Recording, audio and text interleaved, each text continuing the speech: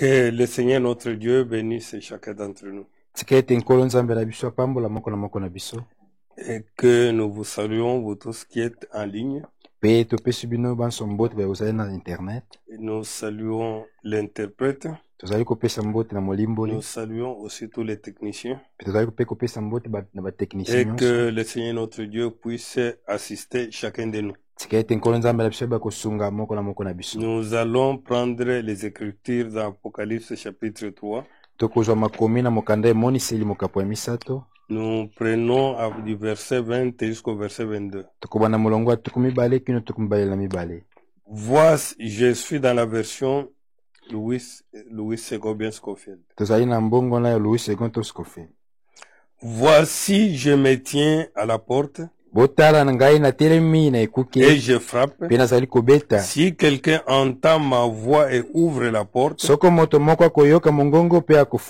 j'entrerai chez lui. Je souperai avec lui. Et lui avec moi. Celui qui vaincra, je le ferai asseoir avec moi sur mon trône.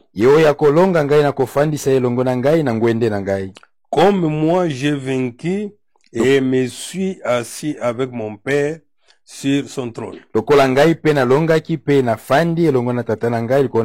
Que celui qui a des oreilles entende ce que l'Esprit dit aux églises. Amen. Prions.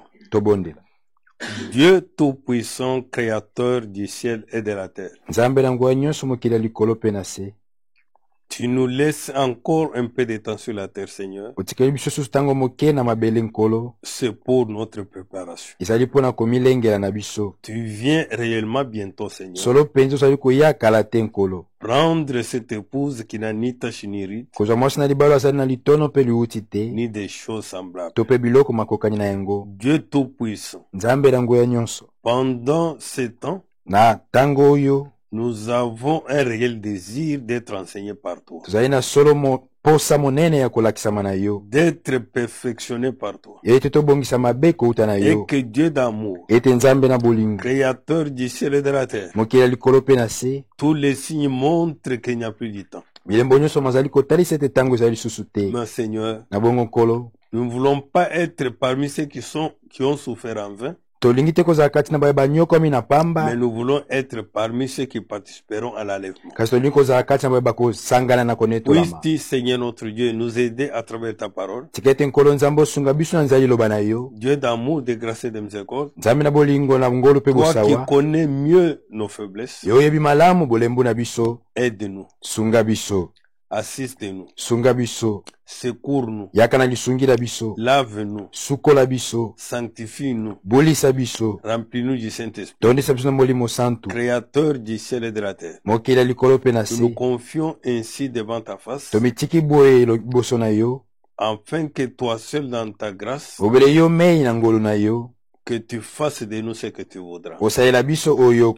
Seigneur, puisses-tu bénir les Écritures que nous venons de lire, et que même tous ceux qui sont en ligne, Seigneur, que chacun puisse prendre sa part. Que ceux qui ne te connaissent pas, Seigneur, puissent te connaître, toi l'unique et véritable Dieu. Nous confions ainsi devant ta face. Nous te confions cette Écritures au nom de notre Seigneur et Sauveur Jésus-Christ. Amen. Nous allons ce matin parler comment puis-je vaincre.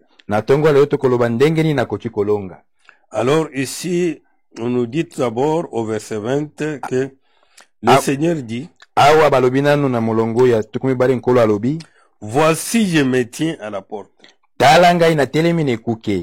Et je frappe. Si quelqu'un entend ma voix et ouvre la porte, j'entrerai chez lui. Je souperai avec lui. Et lui avec moi. Nous sommes dans ce temps où le Seigneur est dehors. Nous sommes dans ce temps où nous prenons nos affaires plus que les affaires de Dieu. Nous sommes dans ce temps où la parole de Dieu n'a plus beaucoup d'influence sur nos cœurs. C'est pourquoi Christ, il est dehors. Nous nous préoccupons plus de la technique, des sciences et du monde.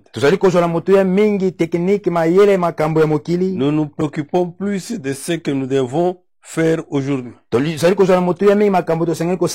Mais nous ne nous occupons pas de ce que Dieu veut qu'il fasse de nous aujourd'hui.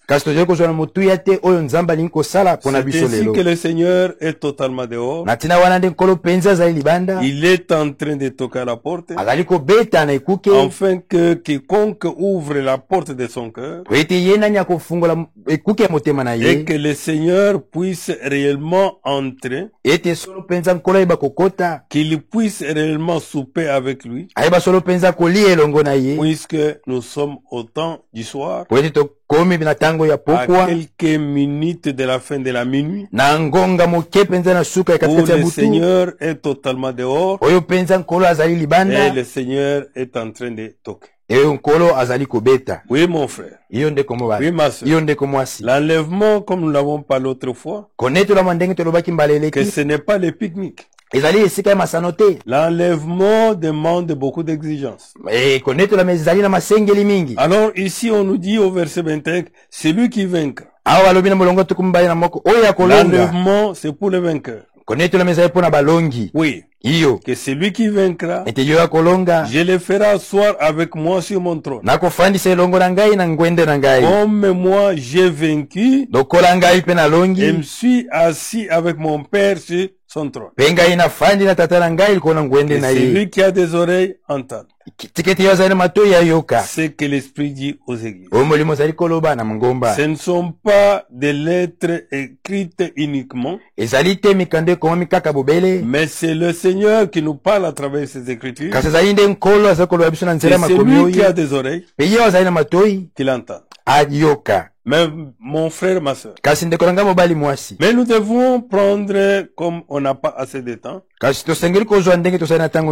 quelques éléments qui peuvent nous aider comment nous puissions vaincre aujourd'hui dans un âge très subtil où les hommes et les femmes chacun connaît. Même quand on prêche la parole de Dieu, avant qu'on ouvre la Bible, il connaît déjà. Et des fois, il n'est même plus intéressé à ce qui doit être dit. Oui, nous prendrons quelques versets bibliques pour nous montrer d'abord de quoi nous devons vaincre aujourd'hui dans un âge si subtil, et nous passerons aussi comment nous devons les convaincre afin d'avoir la victoire. Quand nous voyons dans Ésaïe chapitre 8, je prends le verset 11 jusqu'au verset 13. Et je suis dans la version parole de vie. Il est écrit là-bas au verset 11. Le Seigneur m'a saisi et il m'a commandé de ne pas imiter la conduite du peuple de Juda. C'est comme aussi aujourd'hui nous ne pouvons pas suivre la conduite, imiter la conduite de ce peuple. Des gens de ce monde. Un peuple perverti. Un peuple qui laisse le Seigneur, qui jette le Seigneur dehors. Alors il m'a dit, ne parlez pas de complot chaque fois que ces gens parlent de complot. N'ayez pas peur de ce qui leur fait peur. N'ayez pas peur d'eux. Et ici, mes bien-aimés frères, ce peuple a peur de beaucoup de choses. C'est comme aujourd'hui. Le peuple a peur de la pandémie. Le peuple a peur de sida. Le peuple a peur des maladies. Ils ont peur de beaucoup de choses. Mais bien mes frères, mais la Bible nous dit, n'ayez pas peur de ce qui leur fait peur. Et surtout, ils ont plus peur des magiciens. Ils ont peur des sorciers. Ils ont peur des marabouts. Mais ils n'ont pas la crainte de Dieu. C'est ainsi que mon frère, quand ils peuvent apprendre que tel est un sorcier, quand ils peuvent apprendre que c'était magicien, quand ils peuvent apprendre que c'était marabout, c'est quelqu'un qui peut tuer les corps. Ils ont totalement peur. Ils respectent ces gens-là plus que le respect de Dieu. Mon frère, ma soeur, mais nous les chrétiens, nous devons plus avoir la crainte de Dieu. Nous ne pouvons pas avoir peur de ce qu'on perd. Et reconnaissez que c'est le Seigneur de l'univers qui est saint. C'est lui que vous devez respecter. C'est de lui que vous devez avoir peur. Mais aujourd'hui, mon frère, ma soeur, le peuple a peur des choses passagères.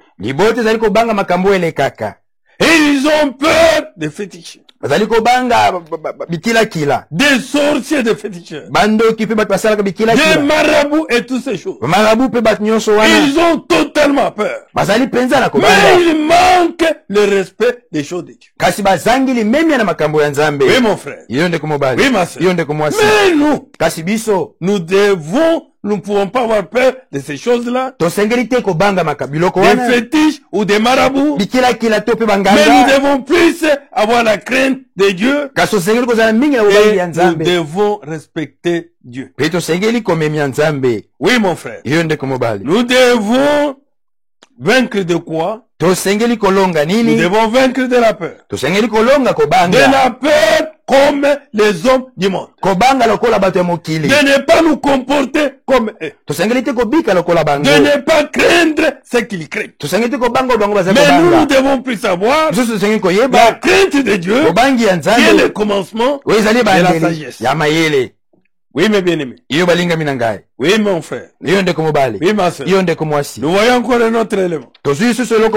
Nous prendrons quelques éléments et nous verrons comment nous pouvons convaincre toutes ces choses. Ce qui nous entoure aujourd'hui.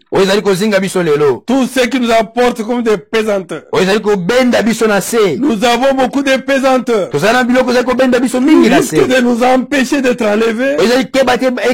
Auxquels nous devons lancer les défis. Et auxquels nous devons nécessairement vaincre. Quand nous prenons dans Marc 8, nous prenons le verset 34. Dans la même version, parole de vie. Ensuite, Jésus appelle la foule avec ses disciples. Si quelqu'un veut venir avec moi. Oui. Nous voulons réellement aller avec lui. Nous voulons réellement être enlevés. Nous voulons réellement être vainqueurs. Et il nous dit, si quelqu'un veut venir avec moi, il ne doit plus penser à lui-même. Voilà notre moi auquel nous devons vaincre. Aujourd'hui, moi, je ne dois pas. Moi, je ne peux pas. Moi. Mon frère, si on ne renonce pas sur moi, si on ne peut pas renoncer à tout sa propre vie, si on ne peut pas renoncer à son opinion en lui, et que tu restes cramponné dans ton opinion à toi, mon frère, l'enlèvement sera loin de toi. Oui. iyo. Si quelqu'un veut venir à moi, soko moto moko alingi koya epai na ngai, il ne doit plus penser à lui-même. asengeli te kokalisa na ye moko. Il doit porter sa croix et me suivre. Komema ekulusu na ye pe kolanda Oui, ngai. mon frère. Iyo ndeko mobali. Oui, ma sœur. Iyo ndeko mwasi. Jésus pouvait parler à Pierre Yesu akoloba na Petelo. qu'il arrivera un moment Ete kokoma tango moko. où on va t'amener là où tu ne veux pas. Oyo bakomema yo esika oyo olingi te. Il faudra que ton moi disparaisse. Esengeli te bongai na yo elimwa. Moi, je ne peux pas faire ça. Ngai nakoki kosala Quand yango moi, je te. décide, Ngai nazitoka na simokano te. la parole de Dieu Liloba na Nzambe doit dominer chacun. esengeli ekonza moko na Et moko na biso. chacun, Moko na moko à na cause de biso. la parole, Mpona ntina liloba. renonce Asengeli même à ses koboya. droits. Ata na makoki na ye. Amen. Amen. Et il doit se charger de sa coupe. Pe asengeli amema mokumba ekulusu na Mais ye. aujourd'hui, Kasi lelo dans un âge orgueilleux, na leleko bato ya lolendo. dans cet âge où chacun tient à ce qu'il lui dit, Na eleko moto moko alingi kaka oyo ya lobi. même si ce que tu dis, c'est avec raison, Ata oyo ozali koloba ozali à elonga. cause du royaume, Kasi mpona ntina bokonzi. j'abandonnerai. Ngai nazali kotika yango. Oui, mon frère. Iyo ndeko mobali. Oui, ma sœur. Iyo ndeko Et mwasi. je prendrai la position juste. Pe nakozwa etelemelo esengeli. Et il nous dit, Pe alobi na biso.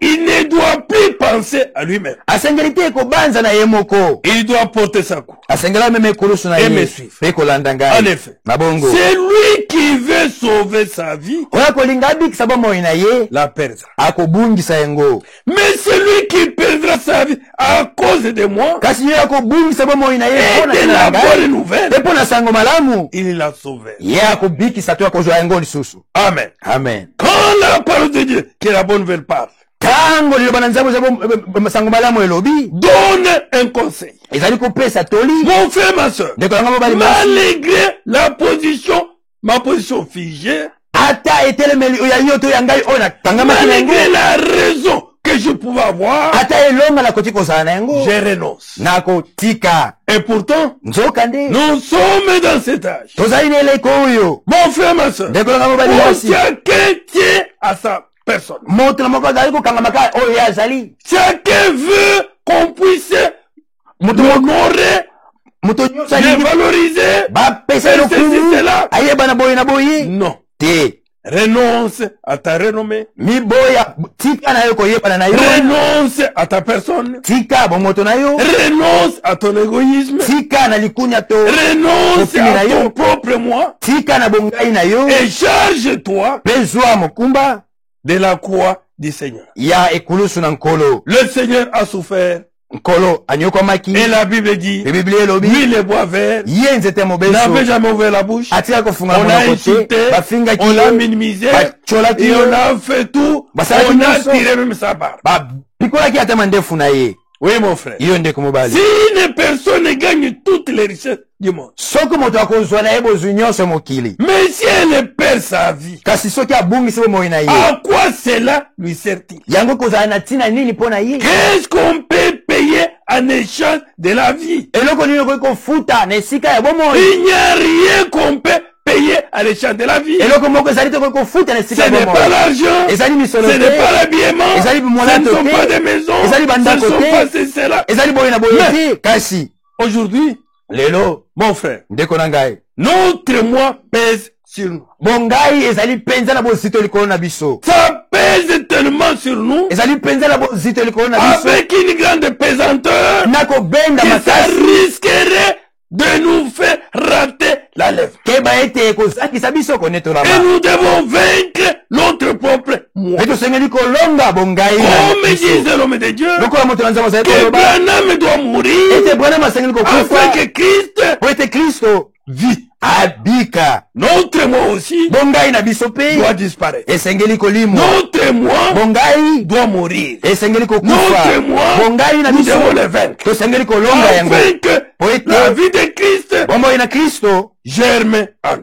ebima kati na biso. Qu'est-ce qu'on peut payer en échange de la vie? Eloko nini yango kofuta na esika ya bomoi na yo. Les gens d'aujourd'hui sont pécheurs et infidèles à Dieu. Bato ya lelo bazali basumuki mpe bazangi bosembo epai na Nzambe. Si quelqu'un a honte de moi Soki moto akoyokela ngai soni et de mes paroles Père. au milieu de ces gens-là, Sonia liloba na ngai kati na bato wana. Alors, na bongo, moi le fils de l'homme, ngai mwana na moto, j'aurai honte de lui. Nakoyoka soni pona Quand ye. je viendrai avec les anges saints. Tango la koyana banje ya bule. Dans la gloire. Kati na nkembo de mon père. Ya tata na ngai. Oui. Iyo. Nous devons vaincre la peur. Longa bobangi. C'est que les hommes aujourd'hui ont peur. Oyo bato lelo bazali kobanga. Nous devons avoir peur de ça. Biso tosengeli kobanga yango te. Nous devons avoir le respect de la parole. Tosengeli kozana limemi ya liloba. Le respect de Dieu. Limemi ya Nzambe. Oui mon frère. Iyo nde Et kumobali. nous devons vaincre notre propre moi. Mais tosengeli pe kolonga bongai na biso. Notre moi doit disparaître. Bongai na biso esengeli elimwa. Pour laisser le chemin à la parole. Pona kotika nzela na liloba. Quand notre moi ne laisse pas le chemin à la parole. Tango bongai etiki nzela na liloba. Mon frère, ma soeur, nous risquerons d'être surpris ce jour-là.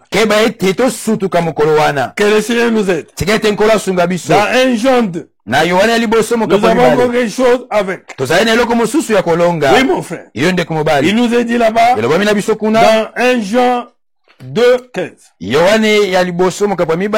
N'aimez pas le monde, ni ce qui est dans le monde. Aujourd'hui, mon frère, ma soeur, nous aimons tellement le monde, nous aimons tellement les choses de ce monde, que mon frère, ma soeur, cela pèse tellement sur nous, que nous risquerons de ne pas être enlevés. N'aimez pas le monde, ni ce qui est dans le monde. Si quelqu'un aime le monde, il n'aime pas Dieu le Père. Voici ce qu'on trouve dans le monde. Les choses que nous devons vaincre dans le monde. Voici ce qu'on trouve dans le monde. Les mauvais désirs que chacun porte en soi. Nous revenons toujours sur les moi. Que le moi a des mauvais désirs. Le moi veut qu'on puisse satisfaire telle ou telle autre chose. Que les mauvais désirs que chacun porte en soi. L'envie de posséder ce qu'on voit. La convoitise de tout ce qu'on voit. Même quand on n'a pas de possibilité d'en avoir. Mais on fait toujours des manières à en avoir. Même en passant par des voies détournées. En pensant de mauvaises manières. Et tout cela, mes ennemis. Mon frère, quelle envie de posséder ce qu'on voit. Et l'orgueil qui vient de la richesse. Quand on a ne fils qu'un petit rien, on devient honteux, on devient orgueilleux. Mon frère, ma soeur, on n'a même pas le respect des choses de Dieu. Ni le respect de la parole de Dieu. On se croit quelque chose. On pense, on est au sommet. L'orgueil qui vient de la richesse. Eh bien, tout cela ne vient pas du Père, mais du monde. Le monde ne dure pas, et les mauvais désirs ne durent pas non plus. Mais celui qui fait ce que Dieu veut, celui-là vit pour toujours. Oui, mon frère. Nous devons vaincre le monde. Avec sa convoitise. Avec son orgueil. Avec ses désirs. Les désirs du monde. Les désirs de la chair. Qui cherchent à ce que je puisse toujours être au top. Même dans un mauvais sens, même d'une mauvaise manière, je cherche toujours à être au top. Tout ça pèse tellement sur les enfants. Ce sont des pesanteurs qui sont sur eux et nous devons vaincre tous ces pesanteurs. Oui. 1 Pierre 4. Voyons quelque chose de plus important. Et nous allons passer comment on peut vaincre ces histoires. Ça, ce sont des pesanteurs sur les enfants de Dieu, qui les empêchent réellement à se préparer bien pour l'enlèvement, qui les empêchent à être perfectionnés. Et nous sommes aussi dans 1 Pierre 4. Oui, mon frère. Verset 12. Il est dit, toujours version parole de vie.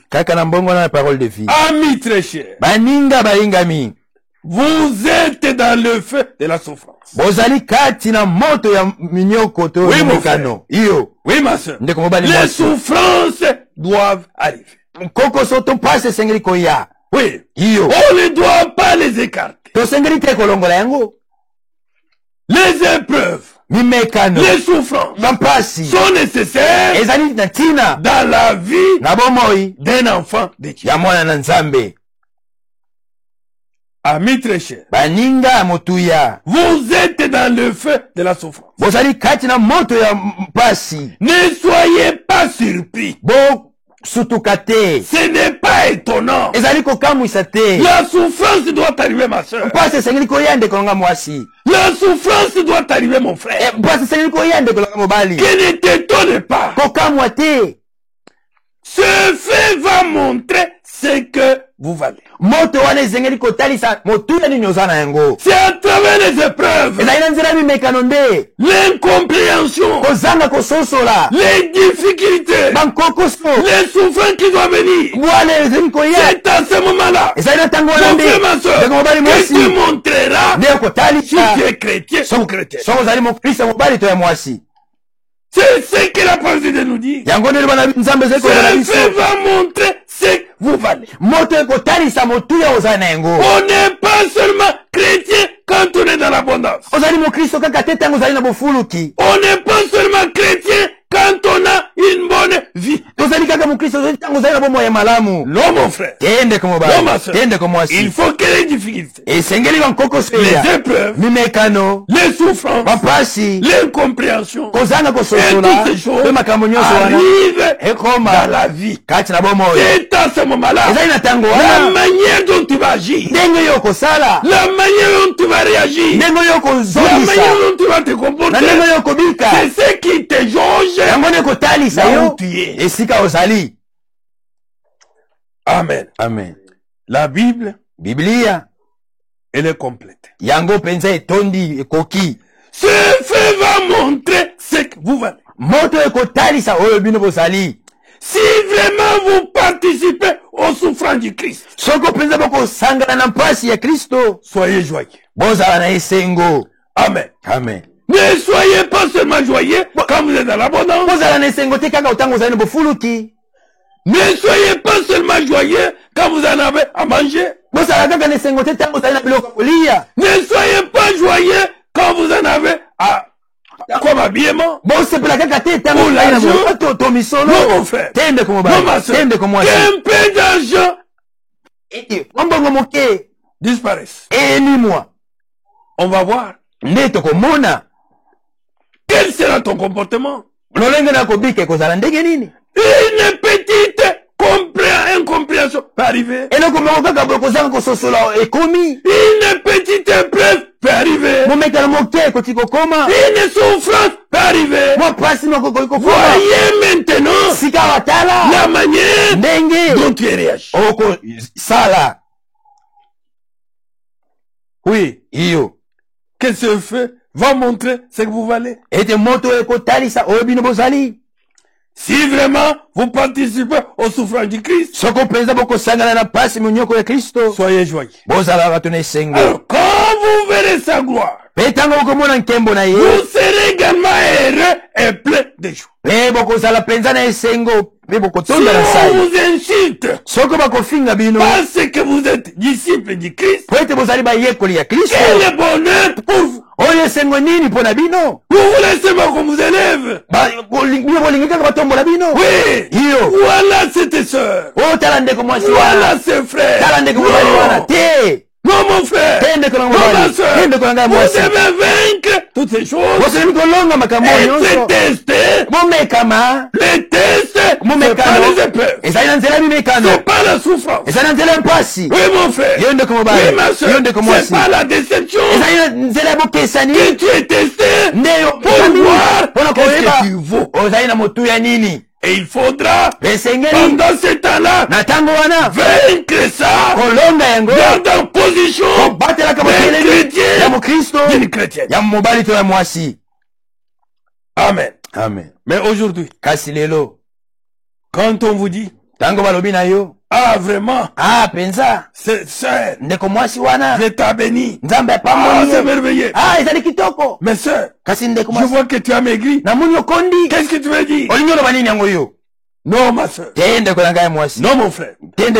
Notre manière de voir des choses doit être biblique. Nous ne pouvons pas voir comme tout le monde du monde. Nous ne pouvons pas vivre comme tout le monde du monde. Et Dieu, mon frère, suscite même cette tension. C'est pour que nous puissions réellement nous examiner, nous peser, pour voir qu'est-ce que nous valons. Tout ce qui arrive, Dieu leur donne pour notre bien. Amen. Amen. Oui, mon frère. Oui, ma soeur. Et on nous dit là-bas, là où nous sommes, mon frère, parmi vous, si quelqu'un souffre, ils ne font pas que cela lui arrive parce qu'il a tué, parce qu'il a volé, parce qu'il a fait le mal. Peut-être il a mené la vie d'adultère avec la femme ou l'homme d'autre. Ou il est parti, je ne sais pas, faire des choses d'autres. Ils ne font pas aussi, mon frère, parce qu'il a semé les désordres. Non. Notre Dieu n'est pas le Dieu de désordre. Notre Dieu c'est un Dieu d'ordre. Mais s'il souffre parce qu'il est chrétien, il ne doit pas avoir honte. Puisque c'est à cela que Dieu nous a appelés afin que nous puissions vaincre. Oui, mon frère. Oui, ma soeur.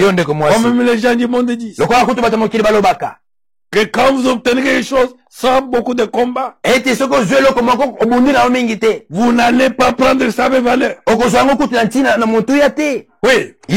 Vaincre sans péril. Vous n'allez pas prendre ça à cœur. Mais quelque chose que vous avez obtenu par la sueur, par un combat, mon frère, ma soeur, vous allez prendre avec beaucoup de valeur. Oui. Mais s'il souffre parce qu'il est chrétien, puisque le Seigneur a permis qu'il passe par l'épreuve, car le Seigneur a permis qu'il passe par la tension, qu'il passe par la souffrance, qu'il passe par la famine, qu'il passe par la disette, et toutes ces choses-là, mon frère, ma soeur, il souffre à cause de ça, et que mon frère, ma soeur, et qu'il y tient, le Seigneur les relèvera. Et la Bible dit, il doit être dans la joie. Il est joyeux, puisqu'il n'a pas fait quelque chose de mal. Mais le Seigneur a permis. Il doit plutôt remercier Dieu de pouvoir porter le nom du Christ. Oui. C'est le début du jugement. Et il commence par la famille de Dieu. S'il commence par nous, qu'est-ce qui va arriver à la fin à ceux qui ne veulent pas croire à la bonne nouvelle de Dieu. Les livres se disent. C'est déjà difficile. Pour des gens qui font le bien, d'être sauvés. Alors, les gens mauvais, les pécheurs, qu'est-ce qu'ils vont devenir? Ainsi, ceux qui souffrent en faisant ce que Dieu veut.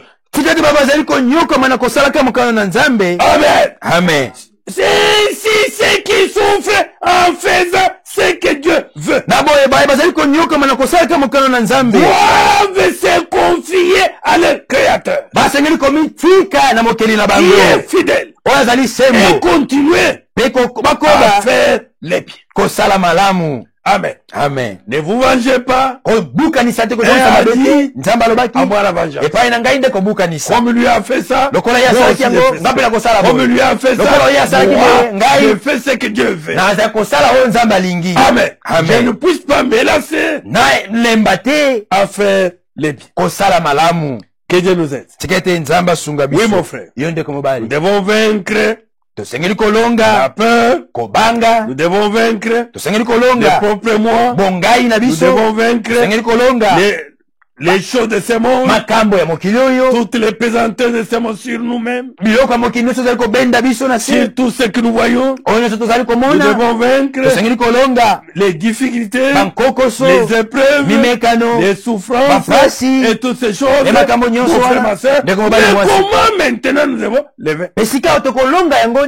Comment nous devons agir face à toutes ces situations, mais qui sont des pesanteurs, qui sont devant. Nous commençons dans Ephésiens 6. La même version par au début. Je prends le verset 10. Ephésiens 6, 10. Il est écrit là-bas. Enfin, devenez forts avec la force très puissante du Seigneur. Ne restons pas toujours dans nos faiblesses. Je sais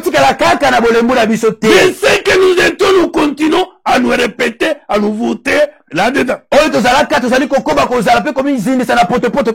vous devenez fort avec la force très puissante du Seigneur. Pas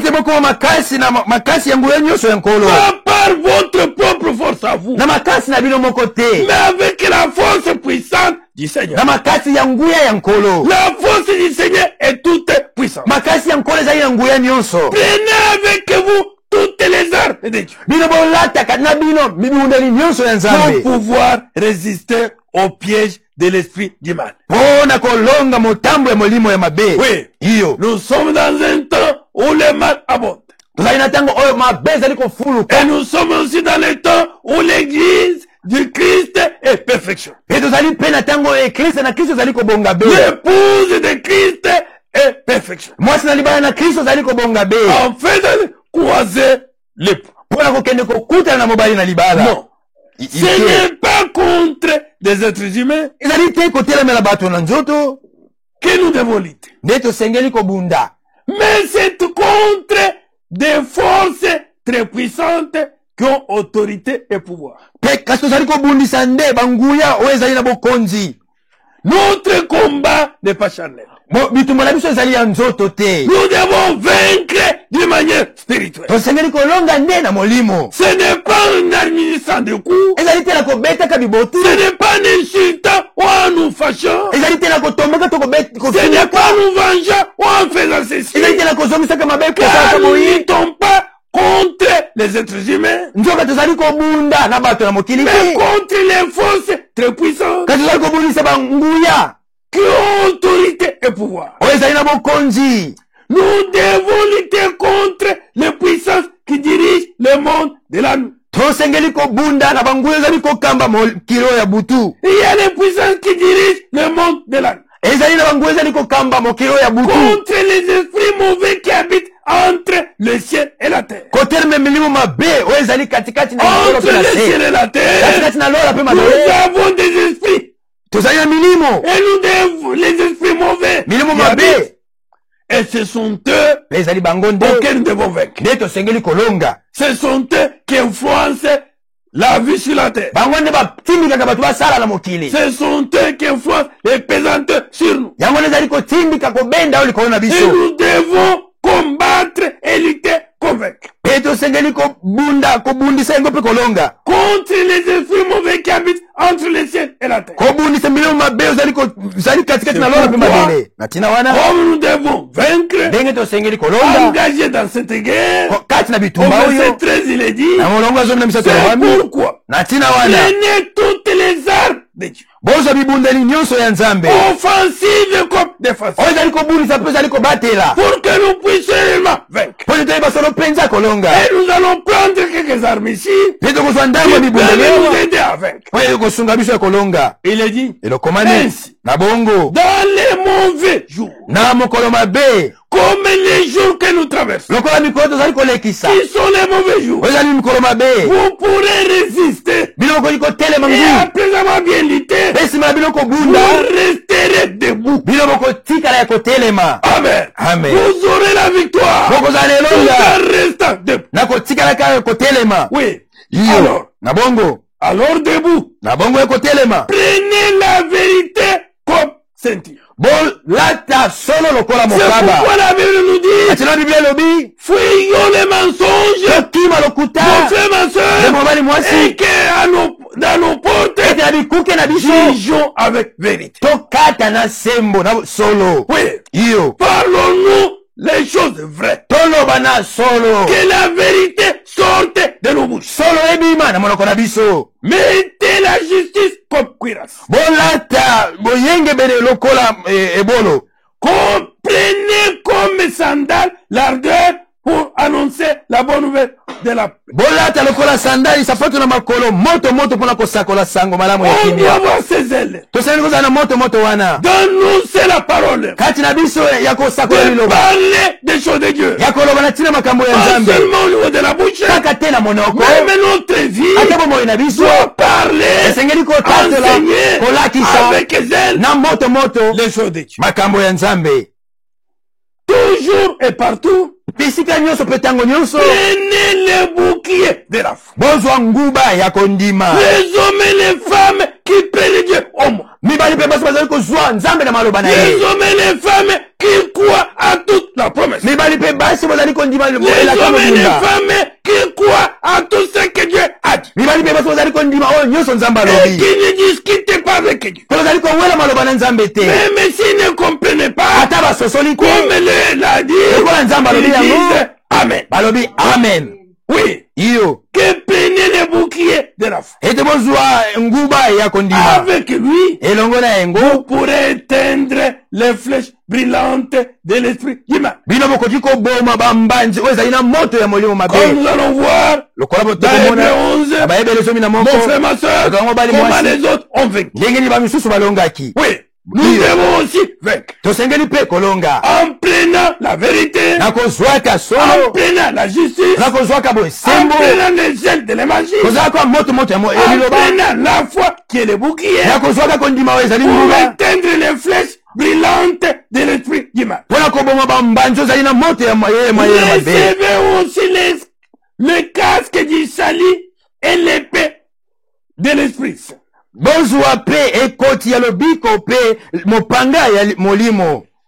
C'est-à-dire la parole de Dieu. Oui. On a avec la parole de Dieu. Comme Jésus-Christ quand il était sur la montagne. Il dit au démon, au diable, il est écrit. Il prend la parole.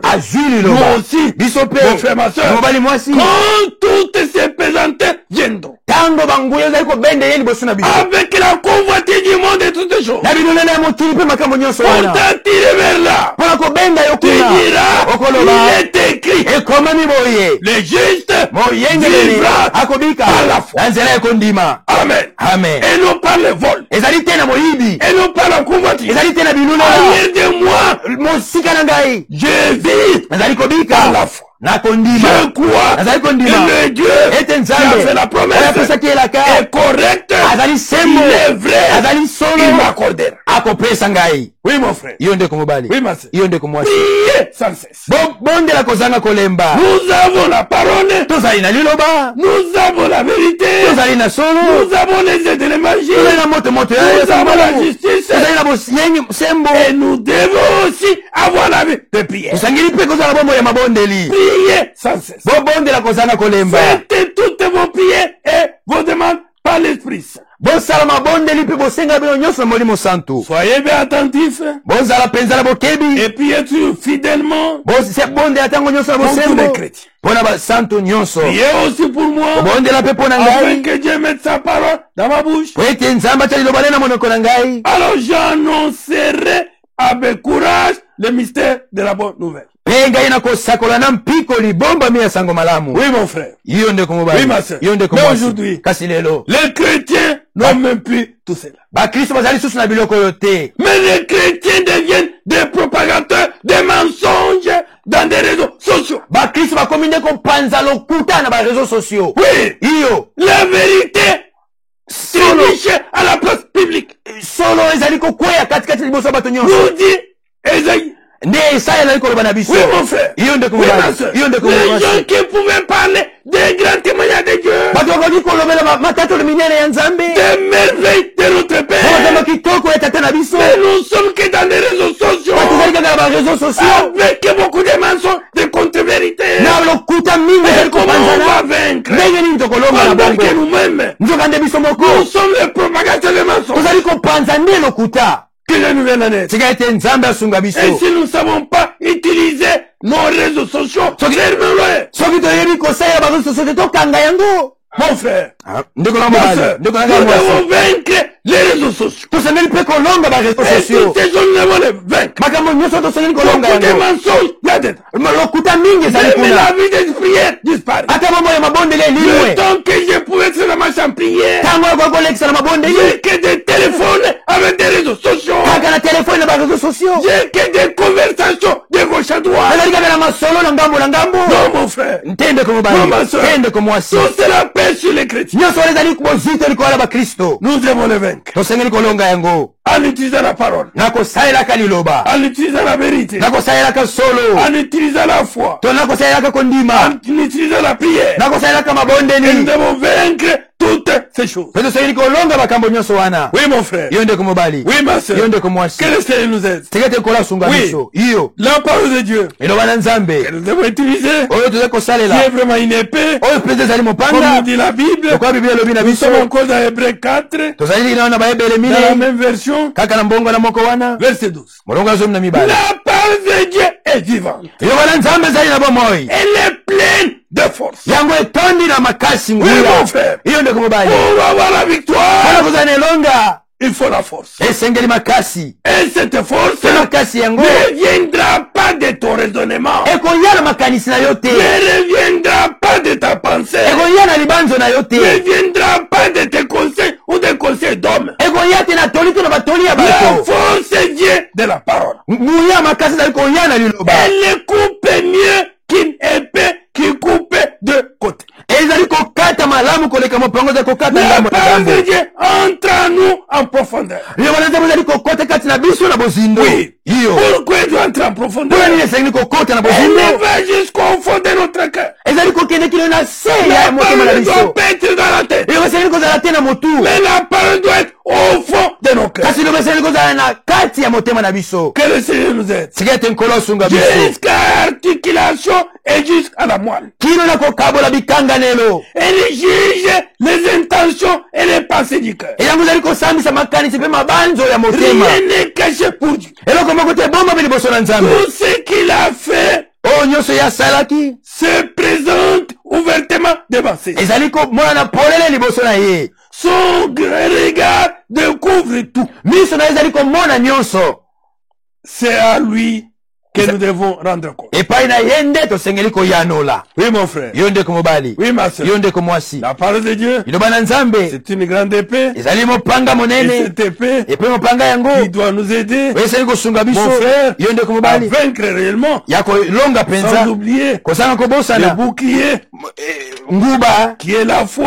Ezali Que nous kolima. devons utiliser. Oyo tosengeli kosalela. Regardez même dans 1 Jean 2, Botala tena Yohane ya liboso mibale. verset 12. Molongo ya zomi na mibale. Il est dit ceci. Iloba miboyi. Jusqu'au verset 14. Kino molongo ya zomi na minei. Mes enfants, Bana na ngai. dans cette lettre, je vous dis, Na mokanda na lobi na bino. Dieu pardonne vos péchés grâce au nom du Christ. Nzamba zali kolimbisa masumu na bino na nzela ya kombo la Kristo. Vous, les parents, Bino batata. je vous dis, Na lobi na bino. vous connaissez celui qui existe depuis toujours. Bino boyebi yewe azali hute ebandeli. Vous, les jeunes, Bino bilenge. je vous dis, Na lobi na bino. vous avez vaincu le mauvais. Bino bolongi yewe ya mayele mabe. Vous, les enfants, Bino bana. je vous dis encore, Na lobi na bino lisusu. vous connaissez les pères. Boyebi tata. Vous, les parents, Bino je batata. vous dis encore, Na lobi na bino vous lisusu. connaissez celui qui existe depuis toujours. Boyebi yewe azali hute ebandeli. Vous, les jeunes, Bino je vous bilenge. dis encore, Na lobi na bino lisusu. vous êtes forts. Bozali makasi. La parole de Dieu Yewe nzambe. reste en vous. Ezali kotika ume na kati na Et bino. vous avez vaincu Bino bolongi. les mauvais. Yewe ya mabe. Pourquoi on a vaincu les mauvais? Pula nini tolongi ya mabe. Puisque la parole de Dieu Kwende yo bana nzambe. reste en nous. Ezali koumela kati na Mais biso. aujourd'hui, Kasi lelo. Mon frère, Ndeko na mobali. ce sont des réseaux sociaux. Ezali nde ba réseaux sociaux. C'est la politique qui reste en nous. Ezali ya politique makambo ya C'est le mukulaka. monde qui reste en nous. Ezali mokili nde ezali koumela kati na C'est biso. pourquoi Na tina nous wana. sommes toujours vaincus. Tango leso tolongami. Oui, mon frère. Iyo ndeko Mais mobali. comment nous devons Kasi vaincre? ndeni tosengeli kolonga.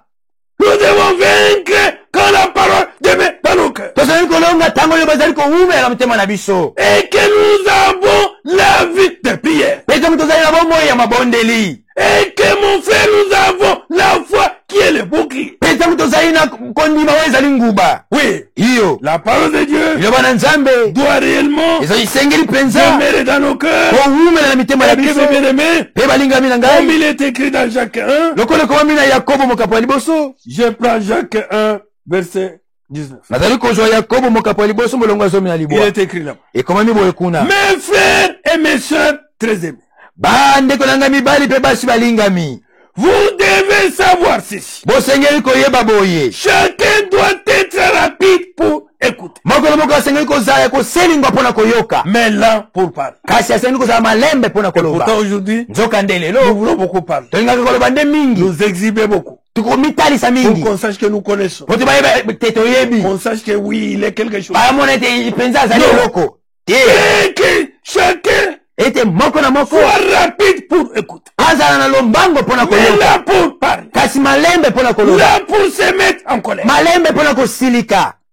Un homme Moto en colère kati na ne kanda fait pas ce qui est juste aux yeux de Dieu. akosala te oyo ezali sembo liboso na Alors, nzambe. rejetez tout ce qui salit, Bobwaka nyonso ozali kokomisa mbindo. tout ce qui rend mauvais. Oyo ozali kokomisa mabe. Recevez avec douceur la parole que Dieu a plantée en vous. Boyamba na bopolo liloba oyo nzambe alona kati na bino. Elle peut vous sauver la vie. Yango ekoti kobikisa bomoi na bino. C'est cette parole en vous Lizali liloba oyo que kati le na Seigneur bino. a planté en vous Oyo nkolo aloni dans kati na la bino. profondeur du Na cœur bozindo ya qui motema. te rendra vainqueur. Be kokomisa yo molongi. Quand le diable viendra, Tango quand ntango la koya. tentation viendra, Tango momeka quand koya. tu seras devant Tango okozala les liboso. difficultés, Liboso ya bankokoso. devant les épreuves, Liboso ya mimekano. devant votre propre Liboso moi, ya bongai na yo. devant la peur, Liboso ya bobangi. devant toutes ces Liboso choses, ya makambo mon nyonso frère, wana. ma soeur, Ndeko mobali mwasi. avec la parole implantée Ezali na liloba oyo lonami. en toi, Kati na yo. la parole Liloba. qui dira Ekoloba na la yo. chose, E oyo. voilà Tala. ce que ton Dieu a dit. Oyo nzambe na yo alobi. Et toi, Pe yo. tu diras Okoloba. Amen. Ezala Et la bongo. victoire Elonga. sortira. Ekobima. Oui, mon frère. Yo ndeko mobali. Recevez avec douceur Boyamba na bopolo. la parole que Dieu a plantée en vous. Liloba oyo nzambe aloni kati na bino. Elle peut vous sauver la vie. Yango ekoki kobikisa bomoi Mais na vous bino. ne contentez pas de l'écouter. Mais faites ce qu'elle dit. Ouvrez cette parole. Afin d'avoir la force de tenir dans ce temps mauvais. Et mon frère, ma soeur, tu auras la victoire dans ce temps mauvais.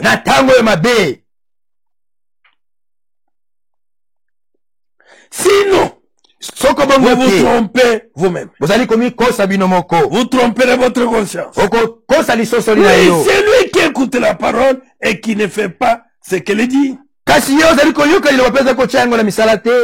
à qui il ressemble. Il ressemble à un homme qui regarde son visage dans un miroir. Il se voit tel qu'il est. Il se regarde. Il s'en va. Et il oublie tout de suite comment il est. Au contraire. Voici quelqu'un qui étudie avec attention la loi parfaite qui rend libre.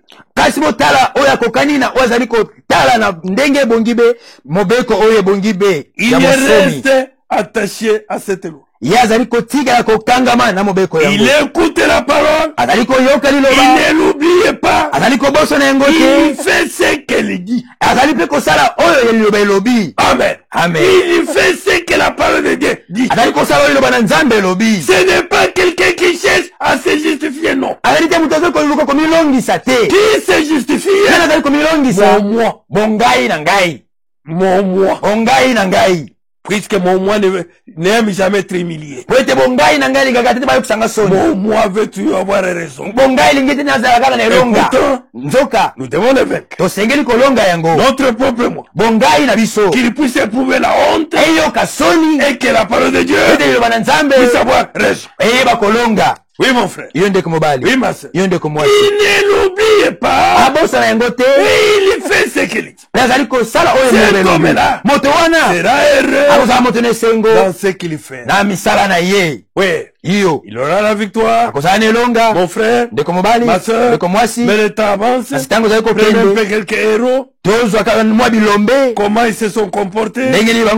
Mon frère, ma soeur, les vainqueurs qui nous attendent. Amen. Amen. Ils nous attendent pour que ce jour-là, nous soyons ensemble présentés comme des trophées. Hébreux 11:30. Qu'est-ce que je peux dire encore? Le temps va me manquer pour parler en détail de Gédéon. Baraka, Samsona, Jephthé, David, Samuel et d'autres prophètes. Parce que ces hommes ont cru en Dieu. Ils ont vaincu les royaumes. Ils ont fait ce qui est juste. Ils ont reçu ce que Dieu avait promis. Ils ont fermé la guerre des lions. Ils ont été de feu violents. Ils ont évité d'être tués par l'épée. Ils sont tombés malades. Ils ont retrouvé des forces. Amen. Amen. Pendant les guerres, ils ont été courageux. Ils ont repoussé des armées étrangères. Des femmes ont crié en Dieu. Alors ils les ont retrouvés les morts. Parce que ceux-ci sont revenus à la vie. D'autres hommes ont été torturés. Mais ils n'ont pas voulu qu'on les délivre. Par les hommes, non. Car ils savaient, mon frère, que avec la parole de Dieu, ils avaient cru, ils mettaient en pratique, ils étaient plus que vainqueurs. En effet, il préférait revenir de la mort à une vie meilleure. D'autres ont supporté des insultes et des coups de fouet. On a attaché certains avec des chaînes et on les a mis en prison. On les a tués en les jetant des pierres. Ou bien on les a sciés en deux. On les a tués par l'épée. D'autres sont allés d'un endroit à un autre, habillés avec des peaux de mouton. Il n'y avait même pas d'habits. Ils ont souffert. Frères, ma soeur, ils ont traversé des situations. Ou des peaux de chèvre. Même pas manger. Même pas de l'eau pour boire. Il manquait tout. Oui, mon frère. On les faisait beaucoup souffrir. On les traitait vraiment mal. Les autres ont été giflés, maltraités, malmenés, bousculés. Pourtant, le monde n'était pas digne de ces gens-là. Oui. Et ils sont allés d'un endroit à un autre, dans les déserts, dans les montagnes, dans les abris des rochers, et dans les trous de la terre. Il n'avait même pas de maison dormir, là où ils pouvaient se cacher, des fois sous la pluie, sous le froid, sous la neige. Mon frère, ma soeur, sachant très bien ce sont que des épreuves, et que Dieu les a appelés pour ce qui est meilleur. Oui, oui mon frère, oui ma soeur, c'est pour dire, il n'y a rien de nouveau qui peut arriver aujourd'hui. Ce qui peut arriver est arrivé aux autres, mais les autres ont été des vainqueurs. Et ils ont tous écrit en Dieu. C'est pour cela qu'on les a donné un exemple. Mais ils n'ont pas réussi ce que Dieu avait promis. Oui, ils attendaient la promesse. En effet, Dieu avait prévu quelque chose de meilleur encore pour vous. C'est pourquoi il ne devrait pas devenir parfait sans. Mon frère, ma soeur, et nous sommes vers la fin. Mais ces gens ont souffert comme vous, comme nous. Ils sont passés par les épreuves, ils sont passés par les souffrances. Mon frère, ma soeur, ils ont tenu à la parole. Ils ont vaincu grâce à la parole. Ils avaient le bouclier qui est la foi. Ils avaient la vie de prière. Ils avaient la vérité dans les bouches. Ils avaient le respect des choses de Dieu. Oui, mon frère. Oui, ma soeur. Ils ne regardaient pas à la petite situation présente. Non, mon frère. Non, ma soeur. Nous voulons arrêter. Mais aujourd'hui, mon frère, ma soeur, ayons toutes les armes. Les armes de Dieu. Les armes offensives. Les armes défensives. Et combattons. Mon frère, ma soeur, nous combattons là où la victoire a déjà été obtenue. C'est pourquoi notre combat, mon frère, c'est dans la victoire. Mon frère, ma soeur, terminons en prenant le dernier verset. Voilà, même dans Apocalypse chapitre 12. Je suis dans Scofield. Voilà ce qu'il dit là. Quand le diable sera précipité sur la terre, il est dit au verset 9. Et il fit précipiter le grand dragon, le serpent ancien appelé le diable et Satan, celui qui séduit toute la terre. Il fit précipiter sur la terre, et ses anges firent précipiter avec lui. Suivez maintenant le verset 10. Et j'entendis le ciel une voix forte qui disait, maintenant, le salut est arrivé, ainsi que la puissance le règne de notre Dieu et l'autorité de son Christ. Car il a été précipité, l'accusateur de nos frères. C'est lui qui les accusait devant notre Dieu jour et nuit. Verset 11. Ils l'ont vaincu à cause du sang de l'agneau et à cause de la parole de leur témoignage. Et ils n'ont pas aimé leur vie jusqu'à craindre la mort. Oui, mon frère. Le sang de Jésus-Christ est encore là.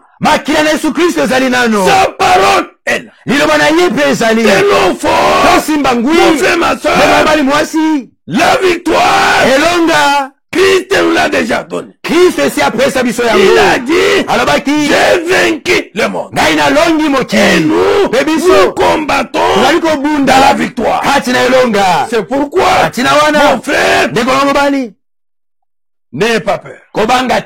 Ne craignez pas ce que les hommes craignent. Ne vous affligez pas devant les épreuves. Ne vous affligez pas devant la souffrance. N'ayez pas honte. Ne soyez pas triste. Soyez joyeux. Prenez la parole. C'est pourquoi, mon frère, que qui passe ses inquiétudes, pas ajouter quelque chose que jusqu'à présent vous n'avez pas encore demandé. Demande à Dieu. Le Seigneur bénit. Le Seigneur donne. Le Seigneur nourrit. Il prend soin. Oui, mon frère. Oui, ma soeur. Tous que Dieu connaît. Il connaît ton problème. Il connaît ton épreuve. Il connaît ta difficulté. Oui. Oui, mon frère. Il permet que cela arrive pour ton bien. Pour te tailler. Pour te tailler, il fallait une difficulté. Pour te tailler, il fallait un problème. Pour te tailler, il fallait une épreuve.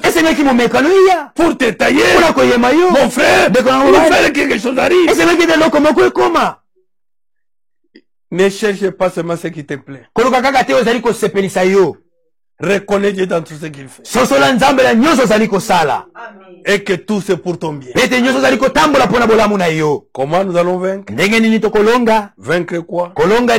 Vaincre la peur. C'est que les gens craignent. Vaincre le plus grand ennemi, c'est moi. Mon propre moi, c'est le plus grand ennemi. Qui le moi éprouve la honte. Nous devons devant les choses du monde, toutes les pesanteurs du monde, mon frère, ma soeur, nous devons les vaincre. Et comment les vaincre? Par la parole, par la prière, par la foi, en nous disant que la vérité, en respectant Dieu, en mettant en pratique la parole de Dieu. Que Dieu vous bénisse. Prions. Dieu Tout-Puissant, Créateur du ciel et de la terre, nous nous abandonnons une fois de plus devant toi, Seigneur, croyant de tout notre cœur, Père Céleste, que tu avais voulu que nous puissions naître dans cette génération, une génération méchante, dans ce temps très mauvais. C'est dans ce temps que tu as voulu que nous puissions y naître. Dans un temps très agité, Seigneur, où le mal abonde. Mais Père Céleste, c'est toi seul qui renouvelle la force en nous. Pour que nous puissions combattre dans ce temps difficile, Seigneur. Et que nous puissions vaincre. Et que Seigneur notre Dieu, Créateur de la terre, pas de nous-mêmes, mais par ta force. La force venant de ta parole.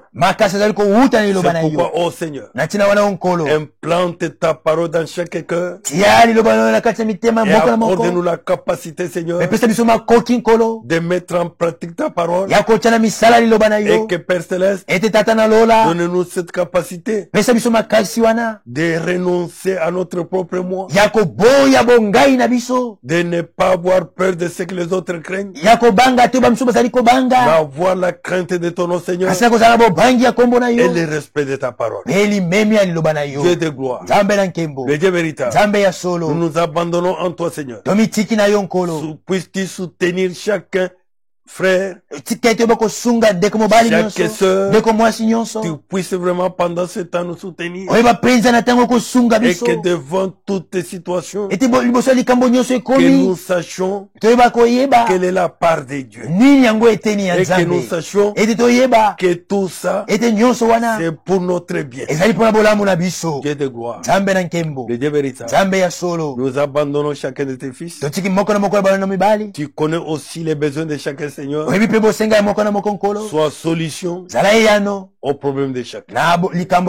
Soit Père Céleste, la bénédiction pour tes enfants. Quand tu as dit dans ta parole, vous ne serez pas tantôt de la de vos forces. À chaque tentation, tu prépares le chemin. Prépare le chemin pour chaque fils, pour chaque fille. Afin que Père Céleste, pendant ce temps, que chacun puisse avoir la joie de te suivre, la joie de te servir, la joie de chanter pour toi, Dieu Tout-Puissant. Bénis ton peuple à travers le monde. Bénis tes fils et tes filles, Seigneur. Accorde ce qui est meilleur à tes enfants. Et que Père Céleste, que tous ceux qui ont écouté cette parole puissent être édifiés. Et que ce qui est meilleur soit leur accordé. Fortifie l'interprète. Fortifie-moi.